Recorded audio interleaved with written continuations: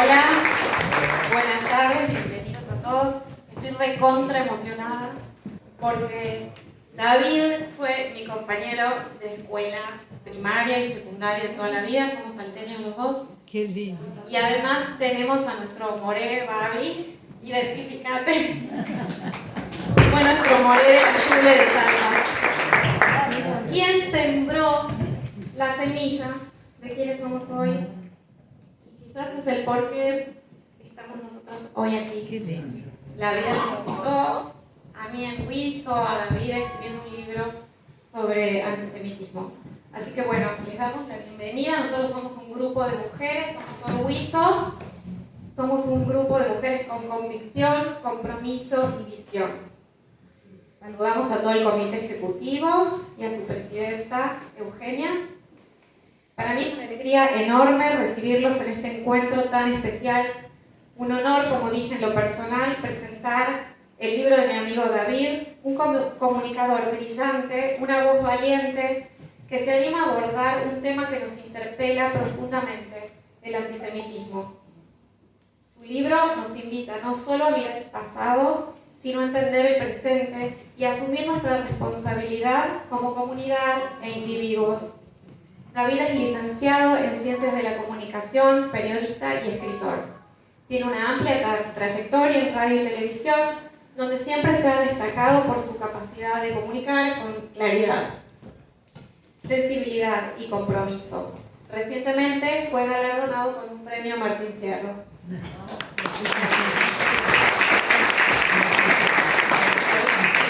Nos acompaña también Dani Leder, licenciado en Ciencias Políticas, periodista, creador del Foro Argentino contra el Antisemitismo. Él estará dialogando con David a lo largo de la presentación, guiando la charla y profundizando en los temas que atraviesan el libro. Será un encuentro entre colegas, amigos y comunicadores, donde el intercambio promete ser tan profundo como ameno. Espero que lo disfruten mucho y los dejo con ellos.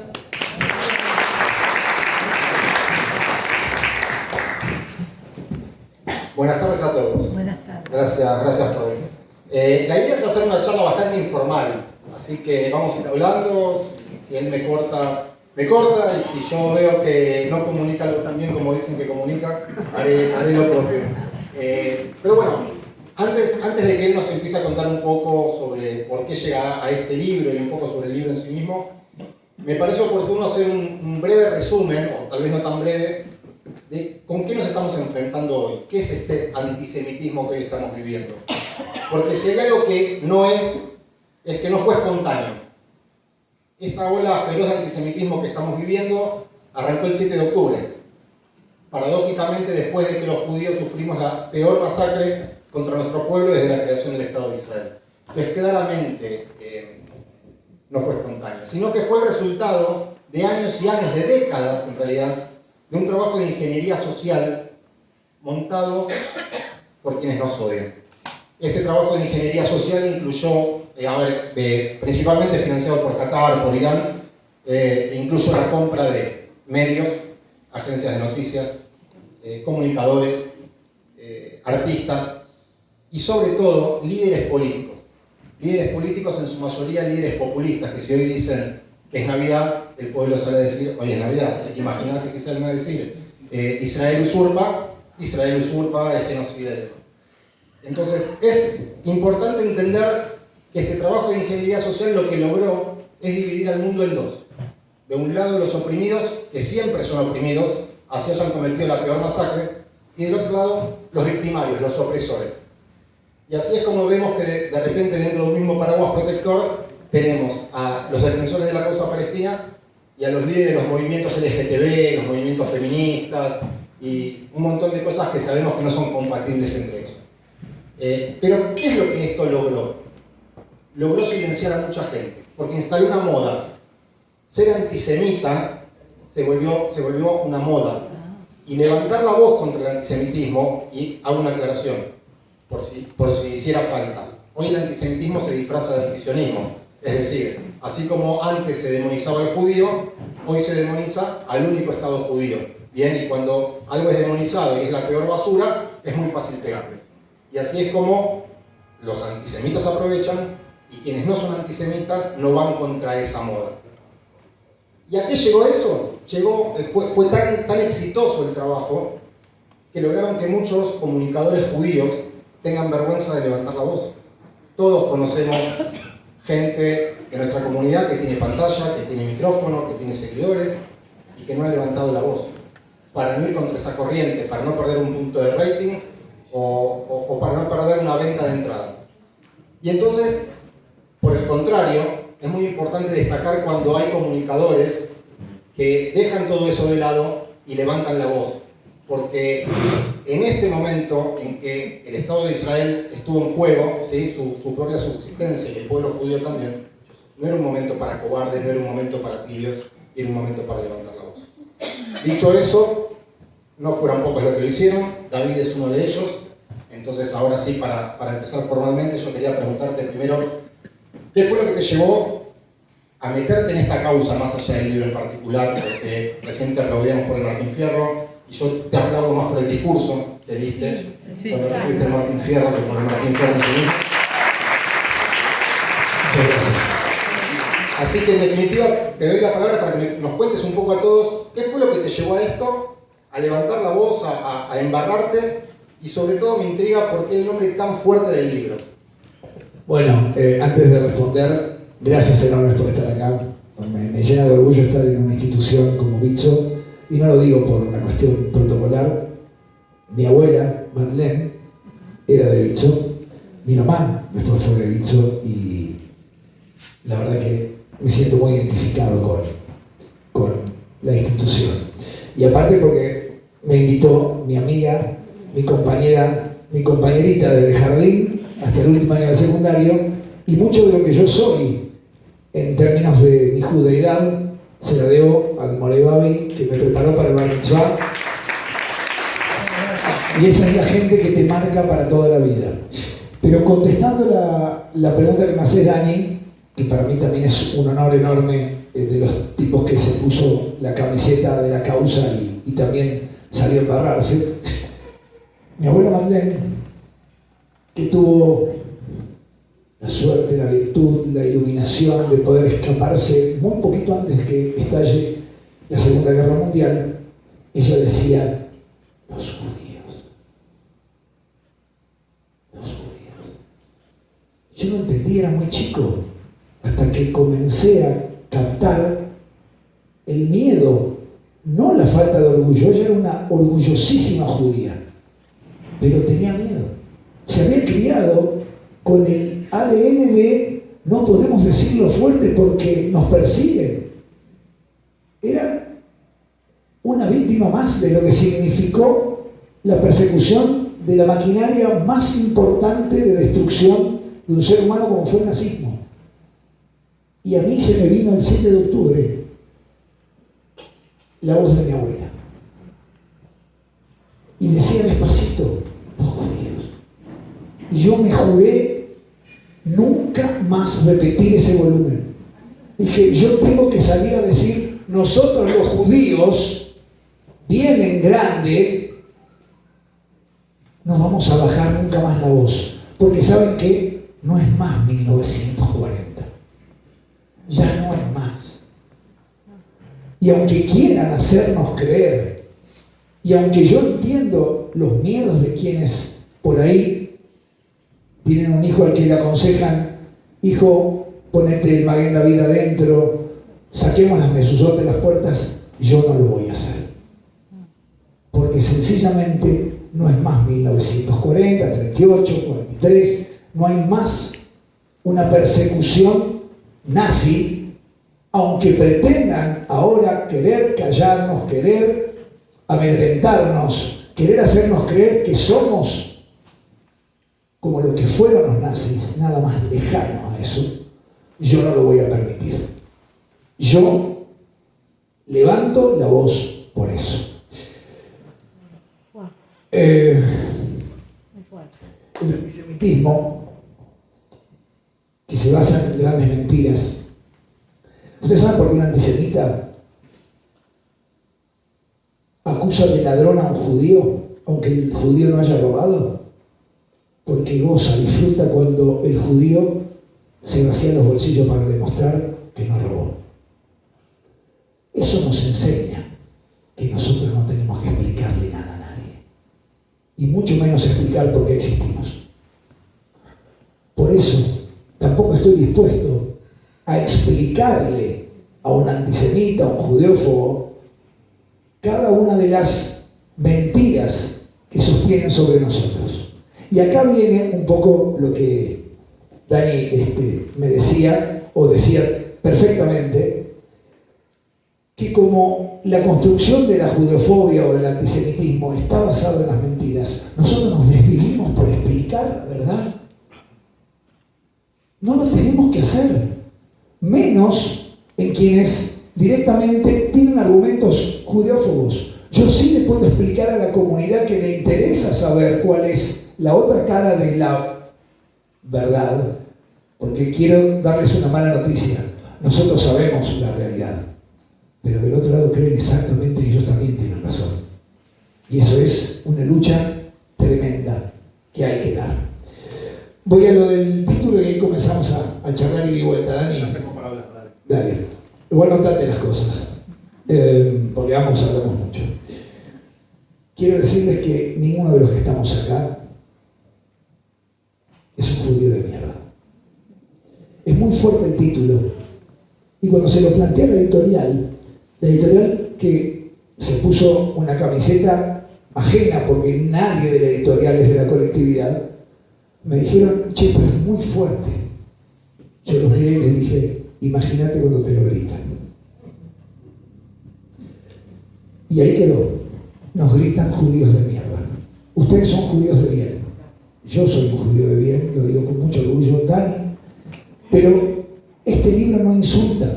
Este libro está retratando al odio. Y al odio se lo nombra como es. A nosotros. Y sobre todo a los que se alejaron de su judeidad. Si no se lo gritaron, cuando se lo griten le recordarán de dónde son, de dónde vienen y lo que son. Porque el antisemitismo no te pregunta qué clase de judío sos cuando te ataca. Te ataca. Y te recuerda quién sos. Israel, cuando te tiene que ayudar, tampoco te pregunta qué clase de judío sos. Todo suyo. Voy, no a hacer una aclaración, sino que voy a contar algo de lo que decía David. Es cierto que al antisemita no es necesario contestarle, porque ninguna cantidad de evidencia va a lograr convencerlo. Pero en el mundo actual, en el mundo de las redes sociales, pasa un chivo. Ayer me notificaron que mi cuenta de Twitter está entre las 5.000 más vistas del mundo. No lo digo por hacer un chivo, sino porque lo digo para que se entienda el alcance que hoy tienen las redes sociales. Cada uno de nosotros hoy tiene un micrófono, en un teclado. Y si bien al antisemita no lo vas a convencer nunca, hoy lo que uno sube a una red tiene un poder de viralización que llega a todo el mundo. Y se sorprenderían de la cantidad de gente que a mí me escribe y me dice, aprendí la realidad del conflicto leyéndote. Y yo muchas veces explico la verdad cuando le contesto a un antisemita. No para convencerlo, porque no lo voy a convencer, pero sí porque hay millones que están mirando y que ven que cuando uno contesta con la verdad y con argumentos, ve que del otro lado después solo hay insultos. Entonces, nosotros tenemos que tener en claro dos cosas. Primero, no estamos solos. Eso de que mucha gente dice estamos solos es mentira. Lo que pasa es que unos pocos que salen a gritar siempre hacen mucho más ruido que los que se quedan en silencio. Nosotros tenemos que generar el contexto para que más gente levante la voz. Por suerte hay muchos que lo hacen. Entonces considero que sí, hay que contestarles. No en un mano a mano porque no lo vas a convencer. Y sepan eso, que hay mucha gente que está con nosotros. Antes en la presentación decían que yo creé el FACA, el Foro Argentino contra el Antisemitismo, y justamente lo que buscamos es no armar una institución nueva de la comunidad judía, sino crear un lugar donde mucha gente por fuera de la comunidad empiece a interesarse, entender y aprender. Y la respuesta que tuvimos fue muy buena. Ahora, Dani, déjame poner un cachito de algo en esto y me parece interesante. Cuando digo no debemos explicarle nuestro derecho a existir, no debemos explicarle ese tipo de cosas. Sí coincido, si no me callaría, en que hay que hablar. Y aparte, el paraguas protector que hay hoy, por eso no es más 1940, es Israel.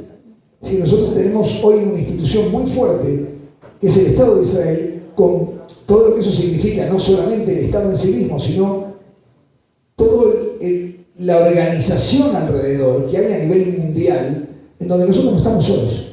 Es decir, yo me animo a subirme a un estrado del Martín Fierro a decir lo que digo, porque yo me siento que tengo las espaldas cubiertas, porque vos también sentís que tenés las espaldas cubiertas.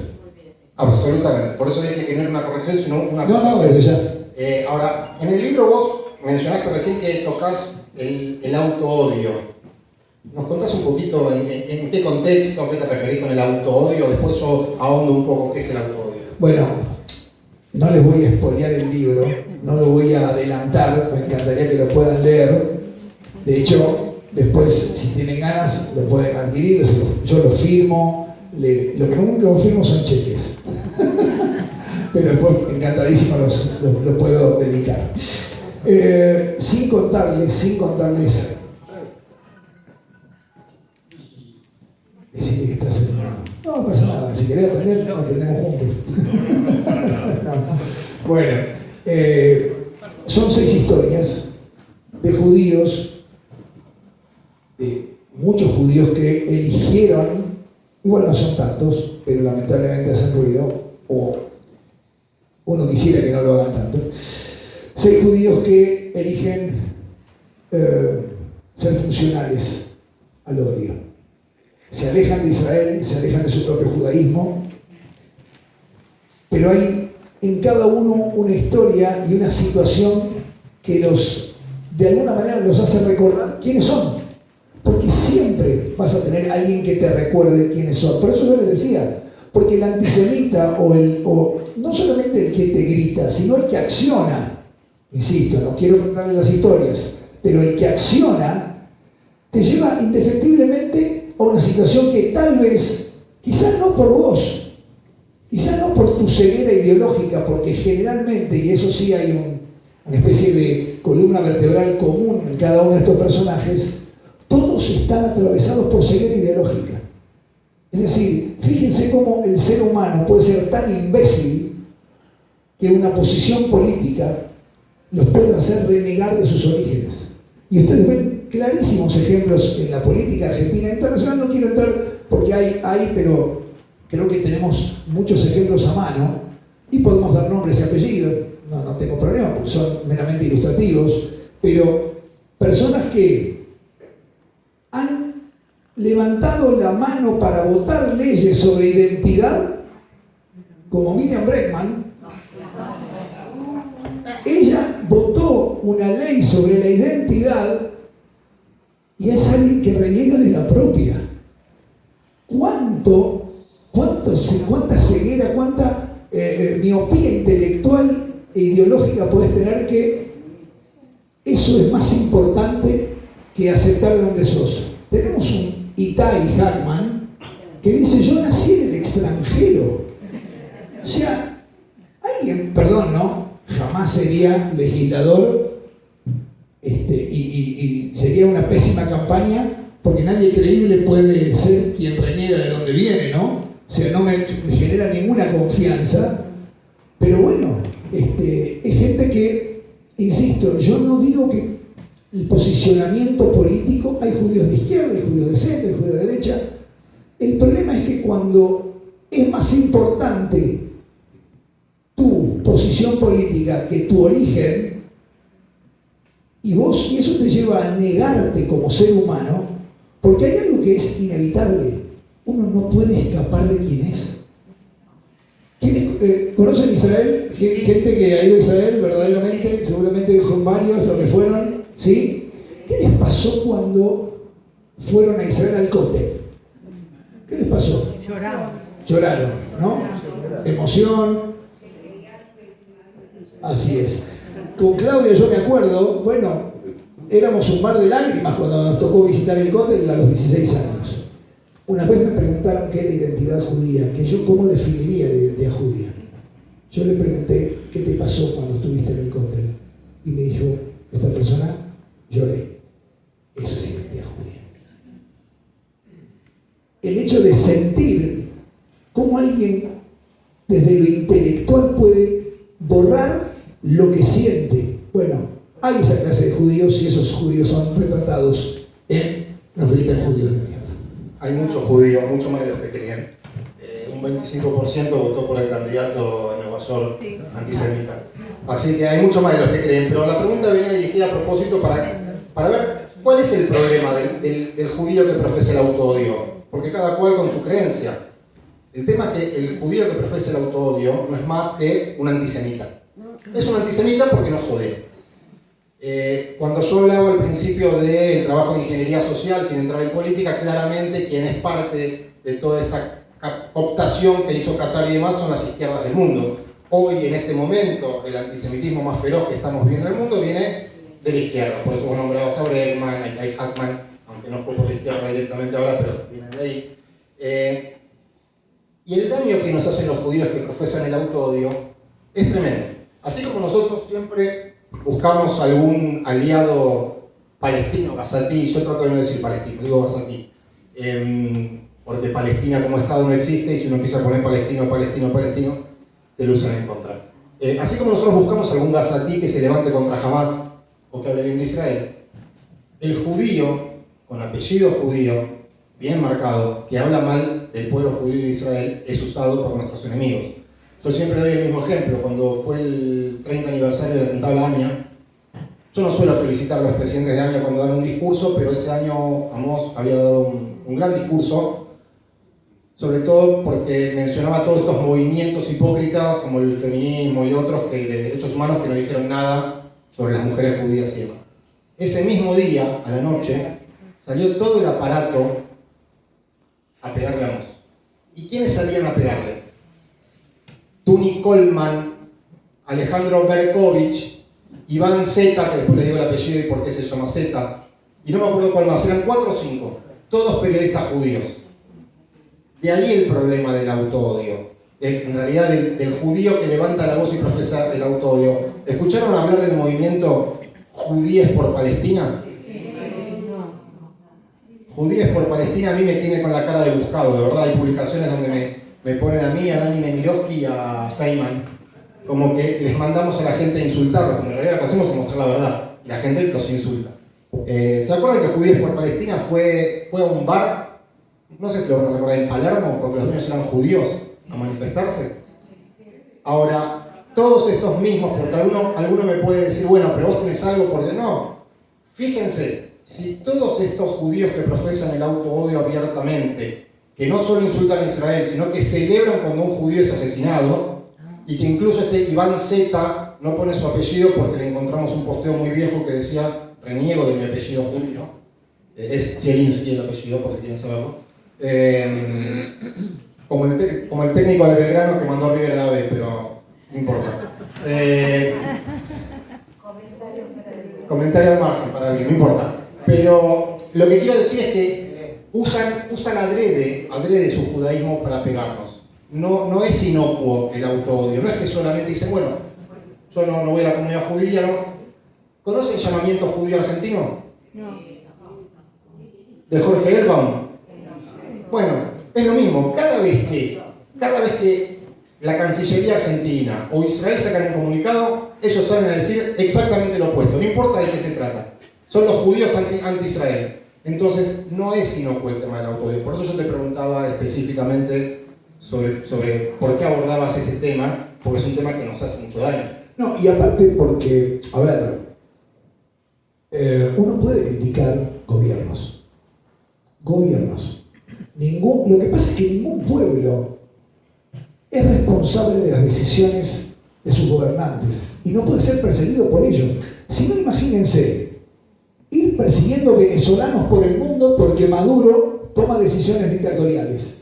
Ahora, podemos estar en contra tal vez de las políticas de Netanyahu.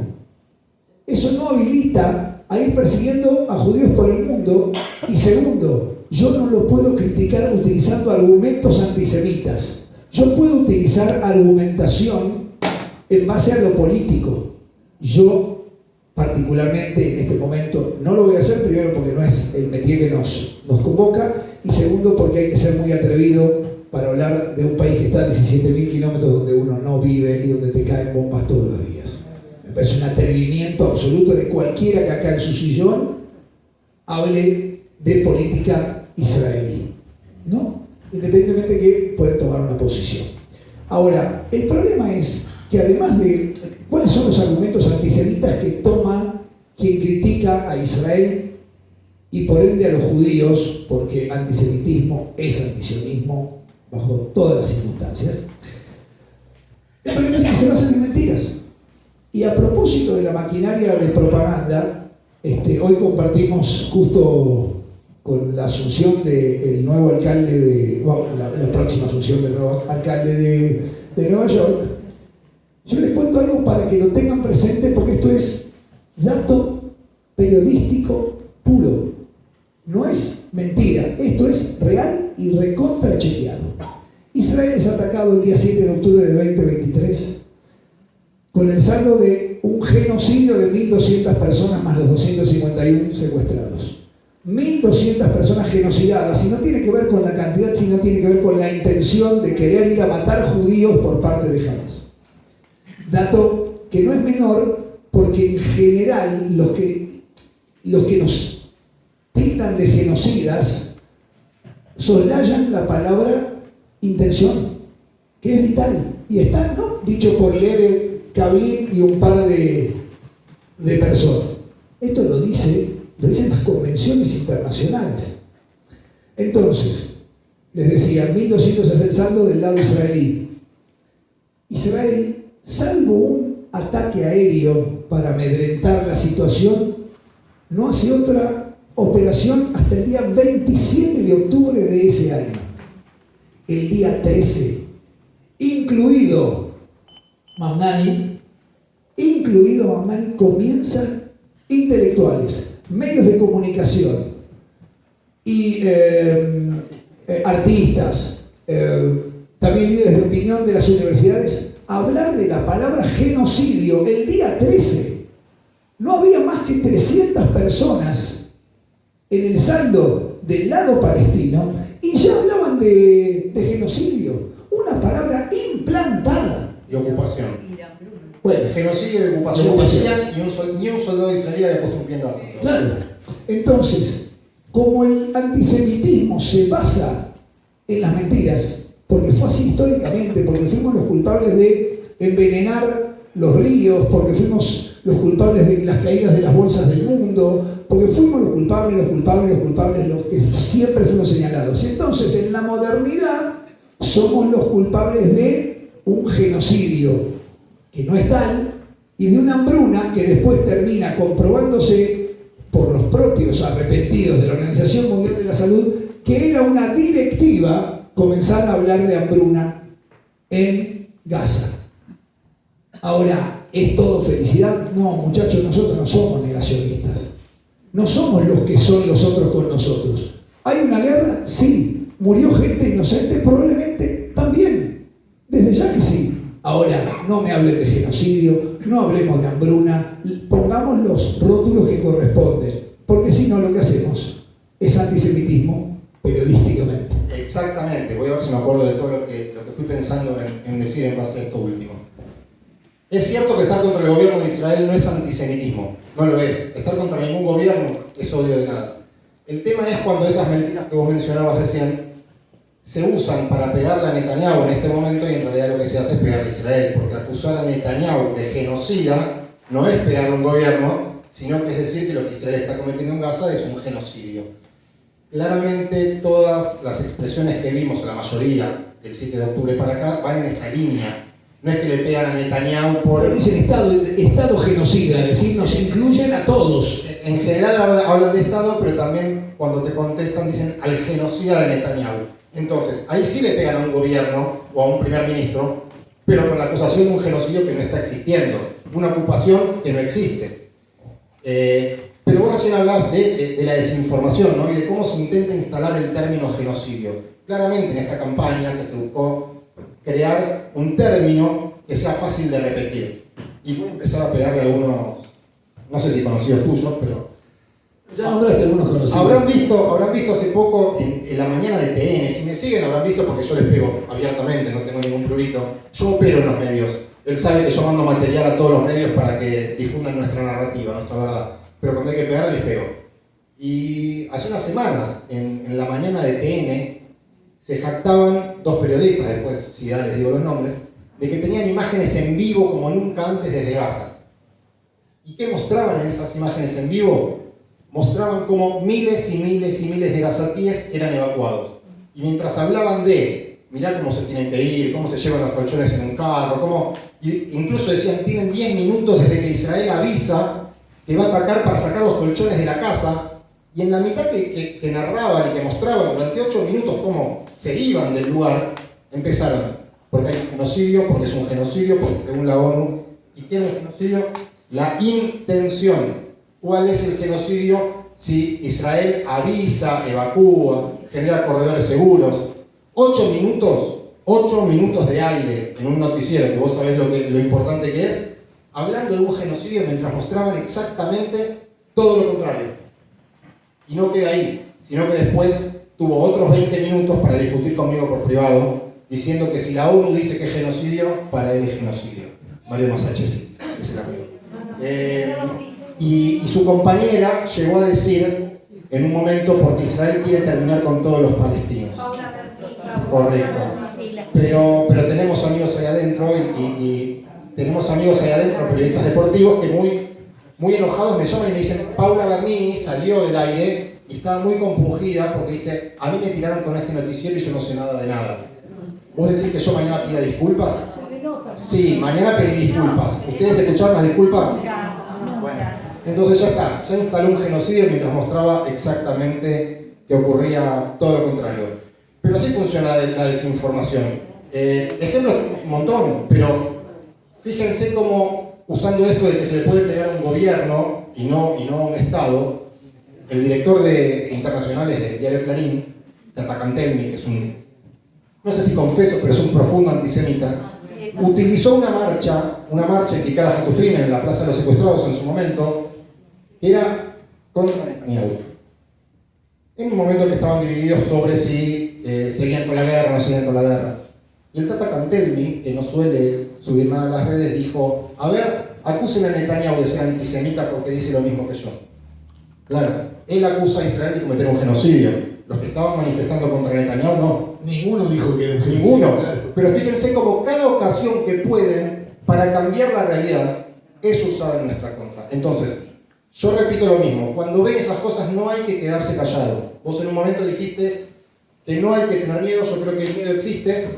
El tema es poder vencerlo.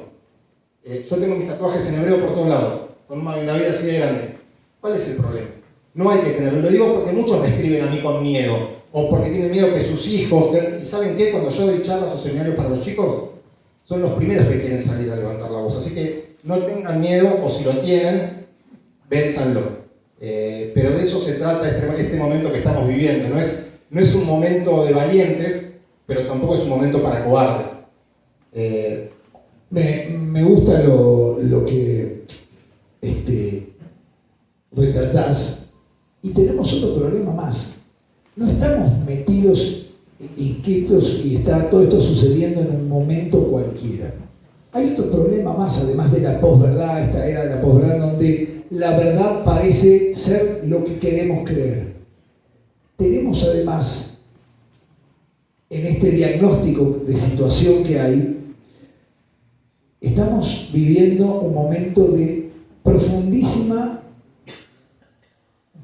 deterioro moral, donde la mentira y la verdad no son solamente el único problema, sino el bien y el mal. ¿Qué es lo que está bien y qué es lo que está mal? Y a mí me preocupa porque cuando se naturaliza la maldad, los malos se transforman en héroes. Y ahí tenemos un gran problema. O cuando se relativiza la maldad. Ejemplo claro, el ataque de Hamás. Pregúntenle qué opina hoy el alcalde electo de Nueva York sobre qué es Hamás. Son milicias que parten de la resistencia palestina. Entonces, todo lo que haga la resistencia palestina violar, matar, secuestrar, quemar, no está tan mal porque en realidad como la intención es la resistencia y la causa, está bien. Ahora, cuando Israel aparece en los últimos días la posibilidad, porque esto está en investigación, de que haya habido algunos soldados que violaron a un palestino, no, pero eso es genocidio, como está por derecha, está mal.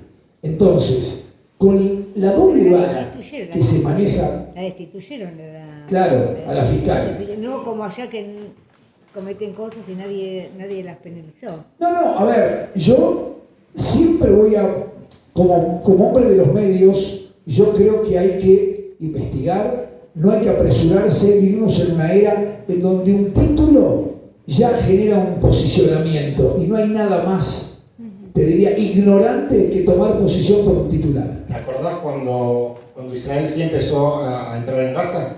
A los pocos días salió en todos lados, en todos los medios, que Israel había atacado un hospital en Gaza y que había 500 muertos. Israel, que es un Estado responsable, se tuvo que tomar el tiempo. Yo estuve hace poco en el Ministerio de Relaciones Exteriores y nos contaban los procesos que tienen para verificar qué había pasado. Entonces, claro, hasta que Israel sale con su verdad, ya el mundo, no las redes, los grandes medios, hablando de que Israel mató a 500 personas en un hospital. Resulta que fue un cohete fallido de la yihad islámica que no cayó en el hospital, que cayó en el estacionamiento y que no mató a 500 personas. Pero a nadie le importó. Por eso es muy importante esto que... Por eso vivimos en un mundo donde, insisto, esto está, el contexto donde también se pelea esto, tiene que ver, la batalla cultural es muy fuerte porque además de que hay una propaganda fortísima, o al menos hasta ahora, con financiación de Qatar, Irán, etcétera, etcétera, además estamos en un momento en donde lo que se dice como verdad es, y no se discute más. Yo me fui de Canal 26, de trabajar en un canal donde todos los días tenía que discutir el equilibrio informativo. Es decir, esta gente recibe en su mesa de noticias servicios de información que vienen de medios que tienen capitales árabes, y yo le decía solamente, escúchame, cuando la información la da el Ministerio de Salud de Gaza, es Hamás. Decí cuál es la fuente y decí cuál es la fuente del otro lado. No, dice Israel que son 500 tipos. Los que murieron son 1 millón. Estoy diciendo una exageración. ¿Quién lo dice? Le preguntas. No importa, es oficial. O sea, lo oficial era lo de Gaza y lo nuestro es relativo. Entonces, es muy difícil, y con esto le estoy haciendo un diagnóstico desde dónde parten las cosas. Ahora, les voy a dar una buena noticia y una muy mala noticia para los pro-palestinos. Qatar, muy bien seducido por un señor llamado Donald Trump, desvía sus financiaciones a partir de el arreglo, el cese al fuego bastante endeble, pero cese al fuego al fin. ¿Por qué? Porque le interesa la reconstrucción de Gaza. Entonces, ustedes se van a dar cuenta que cada vez van a haber menos marchas. ¿Por qué las marchas están rentadas? Porque los Miriam Bregman y Tahir Harman y todos esos, y Biasi, reciben dinero. ¿O ustedes creen que la bandera de 80 metros que había en la Facultad de Filosofía de techo a piso la pagaron la fotocopia del centro de estudiantes? Se la pagaron, como pagaron todas las banderitas en todos lados del mundo. Entonces, cuando ahora le sacaron esa financiación y esa financiación va hacia otro lado, la mejor noticia es que Israel triplicó el valor de sus tierras en el sur, que fueron atacadas por Hamás incomprensiblemente. Si acá hubo un atentado, ¿saben por qué? Porque saben y tienen la información que en ese lugar llamado Gaza, cuando se reconstruya con los capitales de Estados Unidos y de Qatar, van a vivir en un lugar importante en términos inmobiliarios. De eso se trata la financiación de Qatar ahora, que saca el foco en las marchas y la pone en su nuevo negocio. Te faltó Belli Boni. Belli Boni es un experto en temas de Israel y Palestina. Claro que es plata, claro que es dinero. Yo les doy algunas otras noticias. Nosotros, con un grupo que trabajo, estamos creando un medio de comunicación muy fuerte a nivel mundial, porque entendemos que Israel, ese octavo frente que es el comunicacional, lo perdió, lo entregó en su momento. Estamos creando una serie de medios que tratamos de que no se asocien con Israel, para que justamente no digan, ah, esto lo dice Israel. Así como existe Al Jazeera, la idea es crear algo muy grande para que los periodistas, con todo el respeto de los que somos periodistas, se pongan a laburar en lugar de levantar solo lo que dice Al Jazeera o lo que decía Al Jazeera, que es financiado por Qatar. De hecho, estuve en el Ministerio de Relaciones Exteriores en Israel. La idea es ver cómo a partir del año que viene le damos forma a algo que en el futuro tenga el tamaño de Al Jazeera. Porque claramente es una batalla que se perdió. Y en ese sentido, yo creo que nosotros tenemos que ser inteligentes. Esto lo suelo repetir, algunos de los que ya vinieron a alguna de mis charlas, perdón, pero creo que tenemos que aprender de los errores. Somos un pueblo muy inteligente y hay un error del que no terminamos de aprender, que es cómo se da esta batalla contra el antisemitismo. Porque la esencia de lo que yo dije al principio en la introducción es que mientras nosotros hacíamos diplomacia y nos abrazábamos con un presidente, con un embajador, creyendo que con eso alcanzaba, cuando todos sabemos que los políticos van para donde va el viento y la plata, nuestros enemigos fueron por las masas. Fueron por las masas. Por eso lo que vimos en las universidades fue lo que pasó. Porque yo discutía mucho con periodistas cuando yo decía que las manifestaciones en las universidades de Estados Unidos, de España, etcétera, etcétera, eran antisemitas. Ellos me decían, no, si piden por el fin de la guerra. Y yo le digo, no piden por el fin de la guerra. Si no, ¿están pidiendo que liberen a los secuestrados? No, nunca pidieron la liberación de los secuestrados. Fíjense qué sencillo era terminar la guerra, era liberar a los secuestrados. Lo que esas manifestaciones pretendían era la rendición incondicional de Israel. Y eso uno cree que cuando la gente grita, que cuando las redes hablan, es inocuo, y no es inocuo. Hay presidentes europeos que digitan sus políticas en base a la opinión pública, en base a encuestas. Pedro Sánchez en España, Macron, ni hablar de los Petro de la vida y otros delincuentes. Entonces no es inocuo. No es inocuo. Y creo que ahí nosotros tenemos que aprender y entender que tenemos que ver de qué manera podemos dar esta batalla contra el antisemitismo, pero 40 años vista, mirando para adelante. Hoy las instituciones realmente, y perdón porque estoy en una institución, pero van quedando cada vez más lejos de cómo debe ser la batalla hoy contra el antisemitismo. Porque hoy con un tweet llegas a las masas, y hoy con un acto llegas a 10 personas, 20 o 100. Entonces, tenemos que ser capaces de juntar a la gente que tiene cabeza y que puede armar cosas pensando en el futuro. Solo un ejemplo más. ¿A qué me refiero? Que tenemos que abordar la temática en todas las nuevas tecnologías que hayan. Ya hay antisemitismo en los videojuegos. Ya lo hay. Y nosotros todavía seguimos mirando para otro lado y los chicos que están 20 horas con un juego están aprendiendo antisemitismo.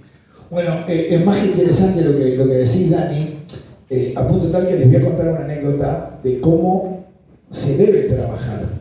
Una anécdota que viene de otro plano, del plano de la publicidad. ¿Ustedes saben cómo Pepsi se acercó a Coca-Cola en la cantidad de ventas?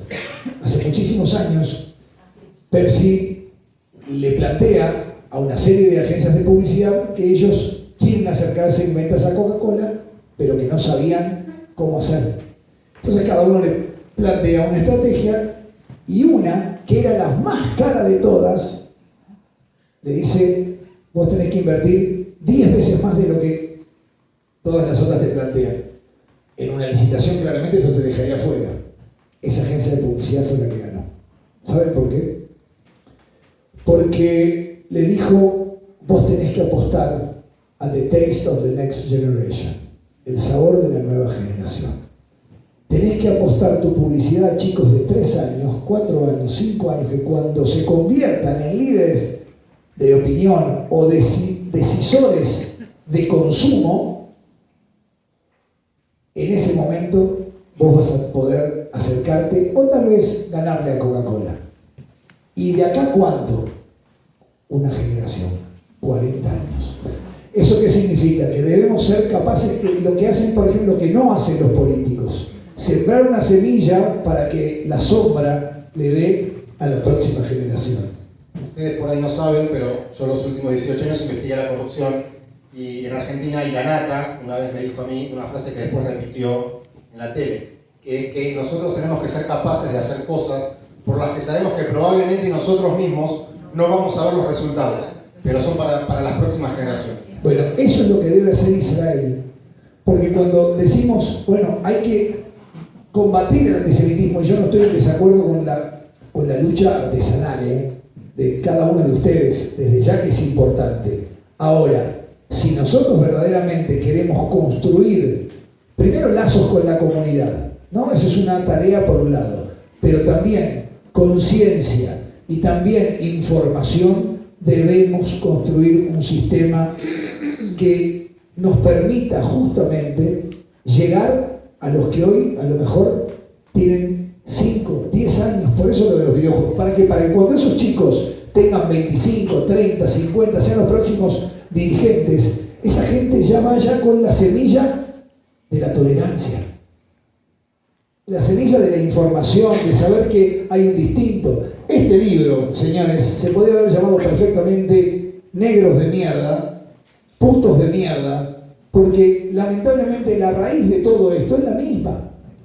Tiene que ver con la discriminación.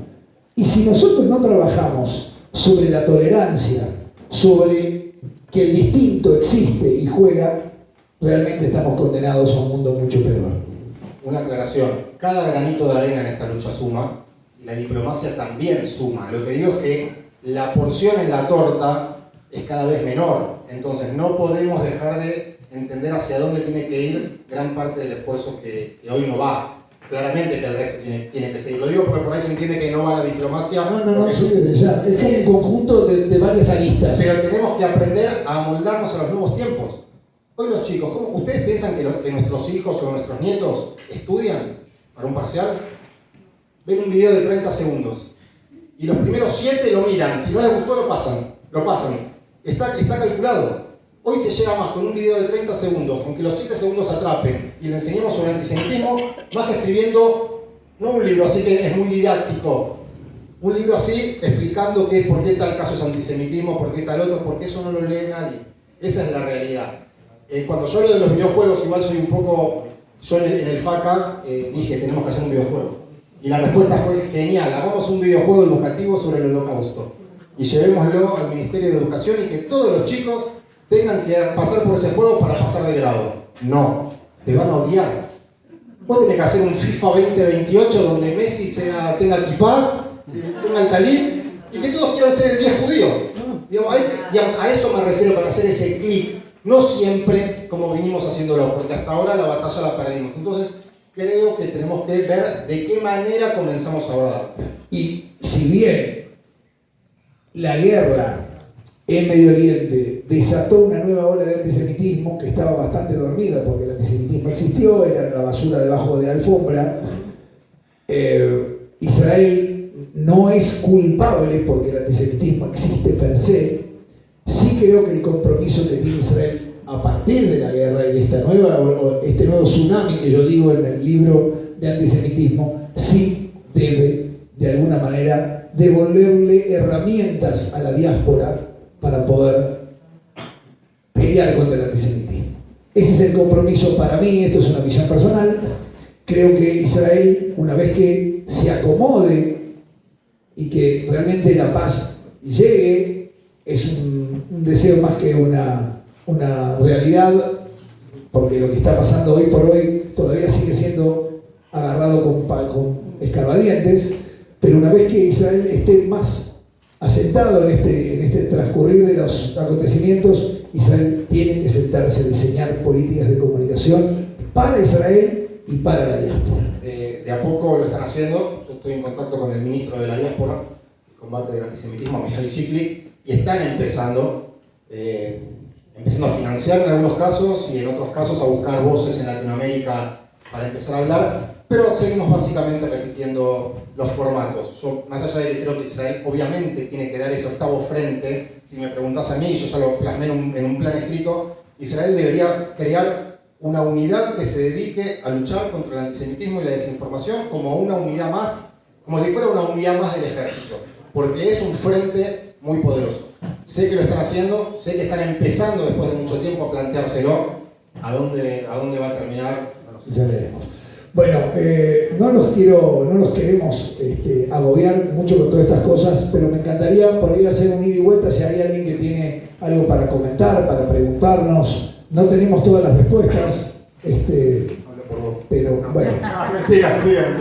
si vos la tenés, dime, escuchame, dame un horarito, te llamo y te comienzo a preguntar todas las que tengo. Como buenos periodistas tenemos más preguntas que respuestas. Totalmente. ¿Hay alguien que tenga ganas de preguntarnos algo? Sin miedo. Pregunten lo que preguntan siempre las redes. Una pregunta que me inquieta, en el título, ¿por qué el 13 de mierda? Ah, linda pregunta, gracias. A ver, el libro tiene algunas cosas interesantes. No, te lo dice el autor. El 13 fue por varias cosas. Primero, rápidamente en términos superficiales, el mierda con el 13 se suaviza un poco.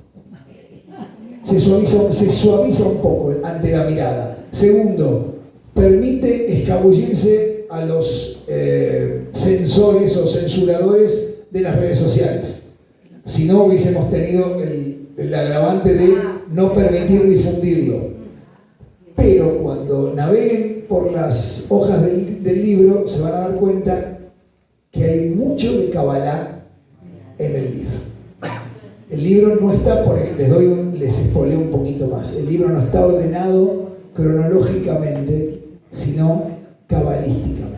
Entonces tiene un significado el hecho que esté el 13 también ahí. Porque, perdón, vos comentaste que en el día 13, o Dani, fue cuando Israel empezó, digamos, a defenderse.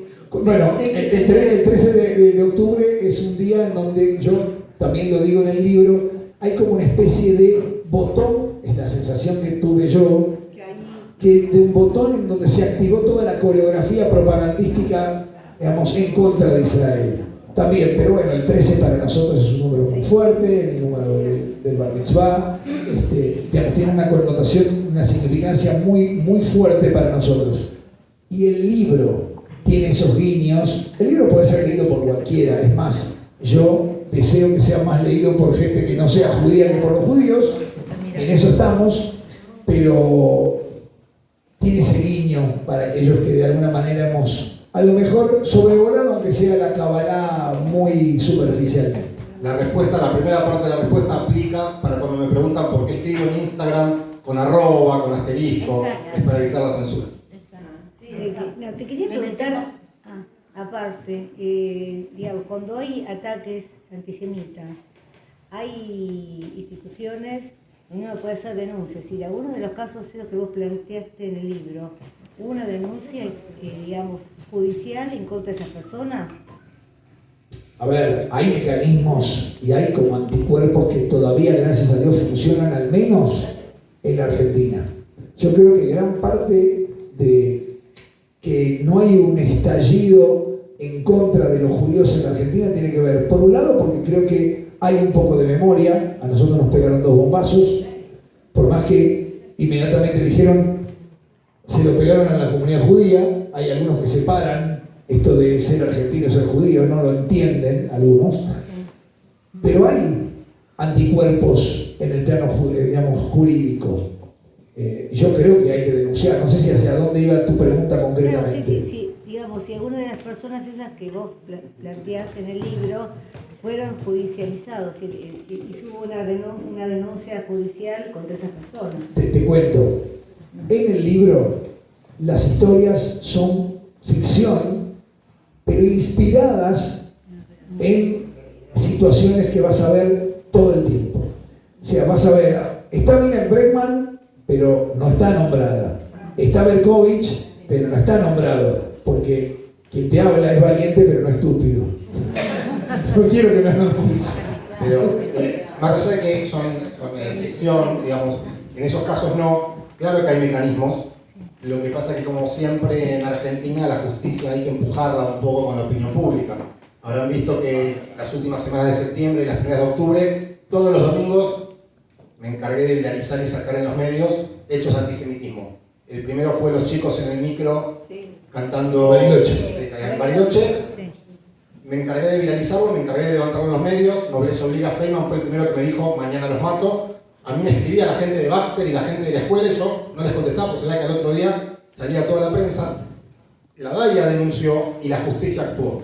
¿Pero por qué actuó la justicia? Seguramente por todo el lío mediático que se armó. Entonces, están los mecanismos, pero además hay que agitarlo. Mirá, te doy el otro ejemplo de la otra semana. Esta chica que le tiraron el fierro. La llamé yo cuando recién subí el video y le digo, ¿vos querés que hagan algo? ¿Me puedo meter? Y me dejó. Hasta ese momento la respuesta que había tenido es, mudate. La policía le había dicho, mudate. Yo me metí, activé lo que había que activar, Milei se metió, la denunció Patricia Bullrich y el tipo está preso. Entonces, hay mecanismos, pero además tenemos que levantar la voz porque si no, cuando pueden mirar por Porque si no nos quedamos en el mudate, que no deja de ser también, de alguna manera, tal vez sin un reconocimiento puntual, casi te diría una respuesta antisemita. Si el problema lo tenés vos por ser judía, ¿entendés? Por ahí te lo pusieron más largo. Claro, bueno, ni hablar. Lo de la cancha de fútbol también, bueno, lo de Braica también. Saben que muchas veces los dirigentes de los clubes, cuando yo, lo de Braica también lo subí yo, me insultan a mí porque lo hago público. Pero bueno, hay de todo. Hay un periodista de Radio Mitre que varias veces, antes que empiece el partido importante... Hernán Feller es otro de los valientes que tenemos entre nosotros. Sí, levanta la voz y... Quería preguntarte de Alfredo Leuco. Sí. No se escucha la pregunta y si pueden repetir o... Sí. Si Alfredo Leuco tuvo alguna entrevista con David o con Javier. A ver, yo hablo bastante seguido con Alfredo. Alfredo me hizo el honor de prologarme el libro. El prólogo es de Alfredo Leuco. Alfredo es otro de los que también se pusieron la camiseta y desde su documental Vivas hasta sus columnas editoriales, la verdad que bueno, eso es interesante. Los no judíos que de alguna manera se han subido a la causa. Yo les digo algo, Feynman no es judío. Mucha gente cree que por el apellido. Es más, Feynman en otra época, si nosotros nos ponemos en prejuiciosos, diríamos, che, tiene doble N, es nazi. Y todo lo contrario. Después, yo les voy a contar infidencias. Leuco, cuando volvió de Israel, se juntó conmigo. Leuco me hizo de corresponsal, me mandaba imágenes ayer para que suban las redes. Se juntó conmigo para ver el tema del documental. Las ganas con lo que él me explicaba, lo que tenía, el material que tenía para hacer. Pero él se muestra menos, él habla, él levanta, pero como no tiene programas todos los días y demás. Pero Feynman puntualmente, a mí Feynman me da a veces, cada tanto en A24, media hora para ir a hablar. La última vez que fue cuando terminó la guerra de los 12 días con Irán. Y justo creo que la Nera Bernasi había subido una canción antisemita. Hablé 2 minutos de la guerra, 2 minutos. Y después me dijo, ¿me explicás por qué antisionismo no es antisemitismo? Y me tuvo 28 minutos en el Noticiero de América hablando sobre antisemitismo.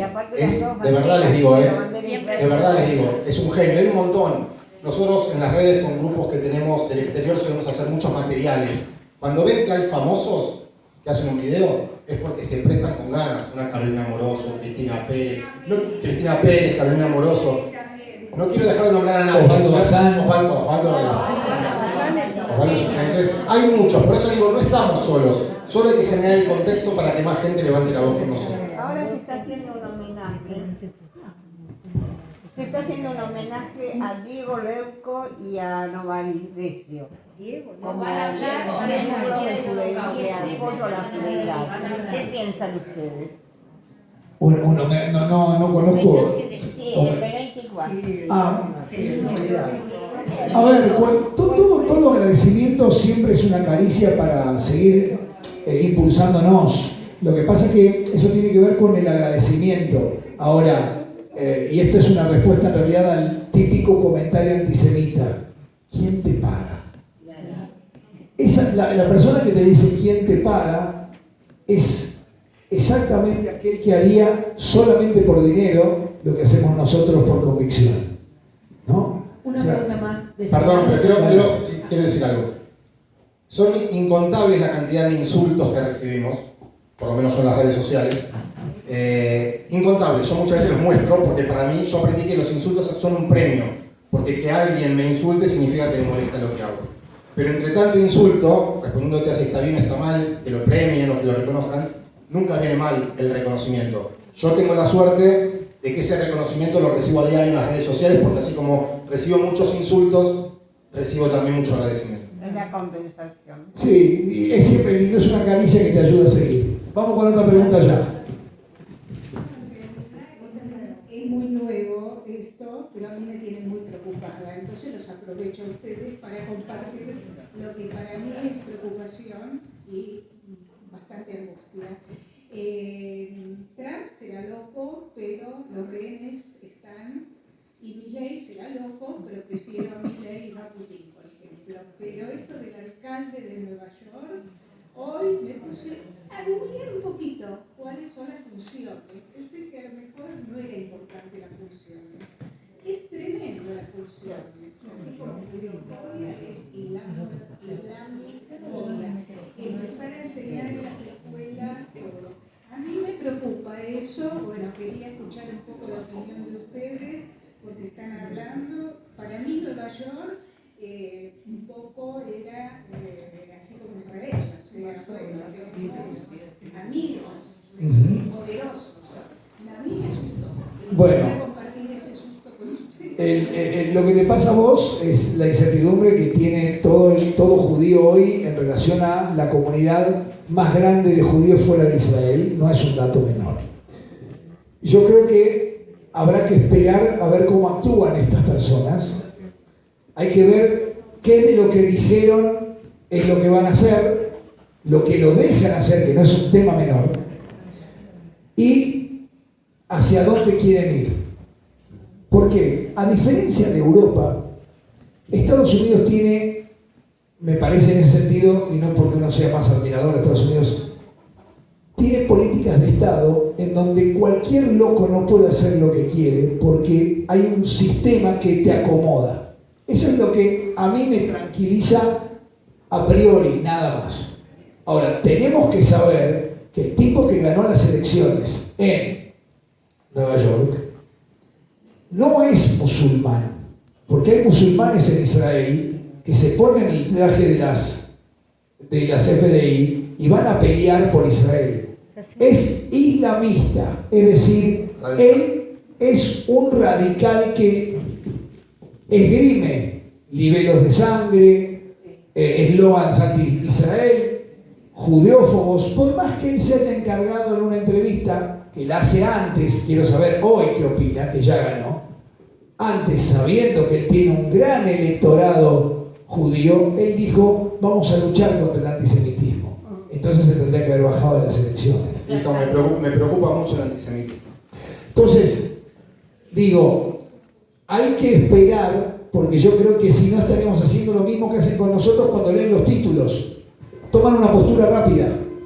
Y hay que ver qué pasa puntualmente con lo que, insisto, va a querer hacer, porque él dice, yo quiero gratuidad para el servicio, para el transporte público. Nueva York ya está cayéndose a pedazos hoy. Imagínense lo que puede llegar a ser si todo el mundo deja de pagar los impuestos para sostener doy un ejemplo estúpido, el transporte público. Entonces, esperemos. Eso no significa que esperemos sentado a ver qué pasa. Yo me imagino que hay, Trump ya marcó su posición, ya le dijo con sus palabras, te voy a recortar presupuesto, pero no es porque le voy a recortar presupuesto porque voy a hacer una pulseada a ver quién, en términos de, si se quiere, egolatría es más narcisista que el otro.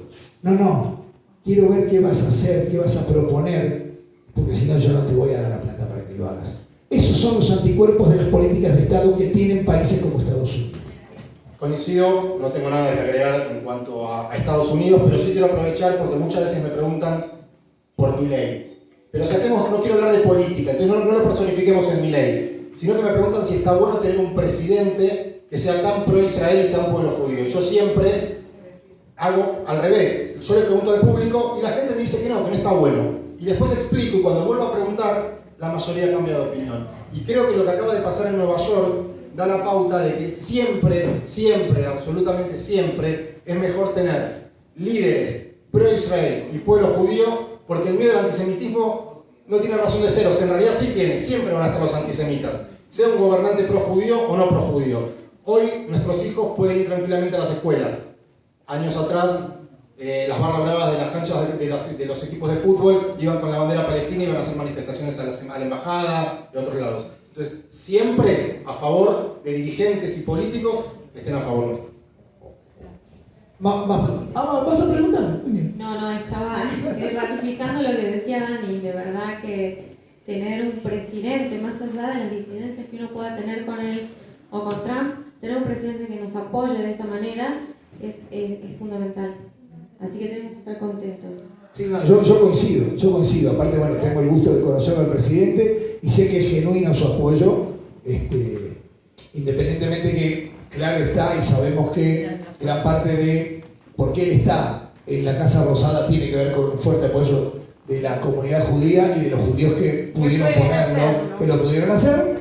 No hay que negarlo, pero creo que es muy genuino su apoyo. No es un apoyo interesado que se dio porque quienes le pusieron plata para que gane la campaña, digamos, lo lleva a tener una simpatía con nosotros. Y agrego algo más, la última marcha que él hizo antes de las elecciones presidenciales, no recuerdo dónde fue, pero fue en el conurbano, que salió por el techo o era descapotable con una bandera de Israel y ganó las elecciones. Lo digo porque hay mucha gente que dice, no, pero que no se muestre, que no use la bandera, que no tengamos miedo a eso. Siempre mejor gente que nos apoye. Yo creo que aparte tiene una cuestión de tipo psicológica, porque lloró en el cóctel y eso tiene también algo. Sí, hay emocionalidad genuina de parte de él. Emocional. Hay emocionalidad genuina. Que todo sea fingido. No lo sé, pero digamos, no es la idea del debate, sino que yo quería cerrar con que siempre mejor tener gente que nos apoye. Sí, creo que tenemos que ir cerrando, te dejo a vos. Bueno, nada, primero de nuevo agradecerle, gracias, para mí es un gustazo enorme poder charlar, que me escuchen, que lo escuchen a Dani. Nosotros somos uno más de todos nosotros, que tenemos la suerte, la posibilidad, no sé, ayer nos iluminó, nos dio un lugarcito, no sé, llámenle lo que quieran, de tener visibilidad. Es un compromiso muy grande, lo hacemos con mucha responsabilidad. A Dani le toca a través de las redes, de su agencia, incipiente agencia de noticias, que va seguramente a convertirse en un faro periodístico muy grande a nivel del mundo, como es Medio Oriente. Y bueno, a mí me tocó escribir un libro.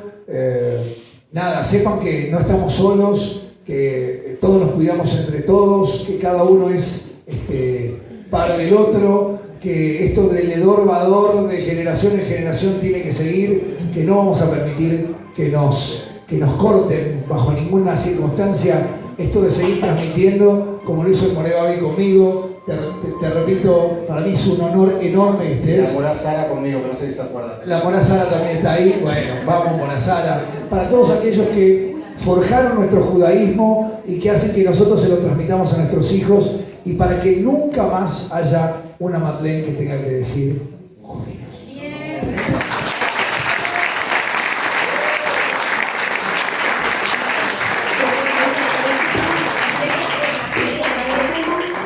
Muchísimo a los dos, y sepan que tienen en esta casa un lugar para cuando quieran, para ayudarnos, para desasnarnos, para contar sus nuevas ideas contra el antisemitismo, y vamos a entregarle una distinción a cada uno.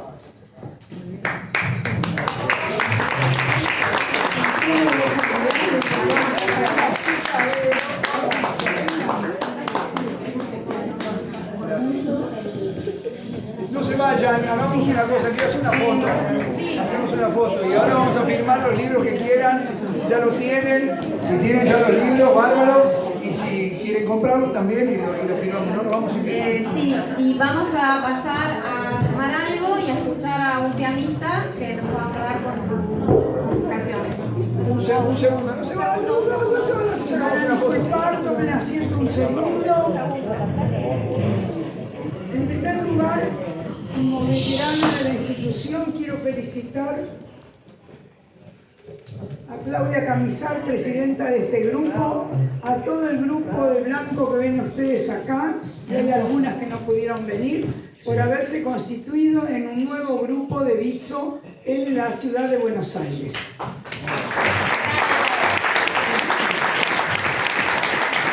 La característica del organigrama de nuestra institución está basada en tener grupos en todas las ciudades, en todos los barrios, en todas las zonas.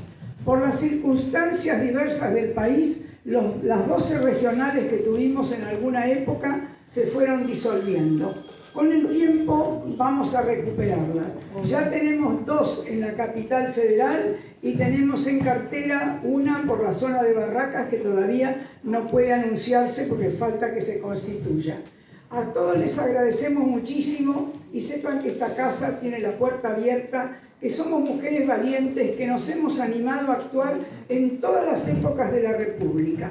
Y les recuerdo que en un momento dado sentimos mucho ruido sobre nuestros techos, eran los milicos que en aquella época utilizaban espuelas y que por arriba de nuestro techo se dirigían a la iglesia San Miguel porque allí se había refugiado Firmenich. Y nosotras seguimos trabajando. Y como esto les puedo contar muchísimas circunstancias. Así que de valentía van a tener mucha. Dinero no, pero valentía.